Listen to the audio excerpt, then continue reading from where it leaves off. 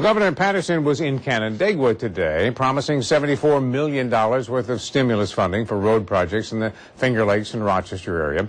He comes bearing gifts, but in the wake of criticism over the current budget, 13 WHAM's Jane Flash tells us Paterson hopes to take something away, too. Governor Paterson arrived in Canandaigua bearing humor and deep pockets. Thank you. Thank you, all you stimulus fans. Yet few are laughing about a budget criticized for its secretive process and its bloat. 60% of voters responding to a Quinnipiac poll do not approve of the budget. Today, the governor took another stab at explaining.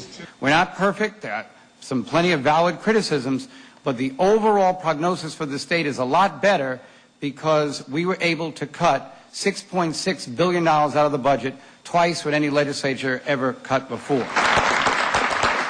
But that is not what earned this applause. The governor pledged $74 billion of federal stimulus money for road projects in Rochester and the Finger Lakes for this construction season. Money he says will create nearly 1,800 jobs. The governor is traveling the state giving out stimulus checks, but he's also getting something in return, a little positive PR for his shattered image among voters.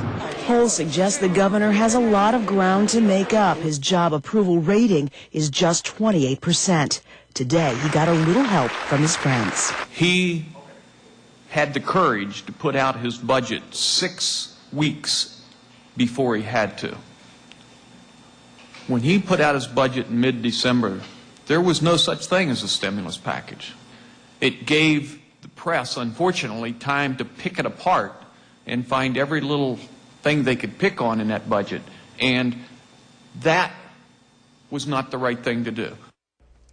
Now, a citizen did confront the governor today asking what happened to the promises of deep cuts and tax relief. The governor was not fazed and says all the criticism he's been receiving from all sides leads him to believe this budget was exactly what he did promise, shared sacrifice, Don. Any sense, Jane, today, and obviously, very well staged and put on there, but kind of the tone of the room, the feeling of those who were there? The governor was obviously surrounded by his friends and members of his party, but there were also lots of citizens there. He's very likable, and he's a man with a good sense of humor and a lot of patience in fielding tough questions, so that also came through. You saw the applause and the laughter there as well. All right. Hey, thank you, Jane, in the newsroom tonight.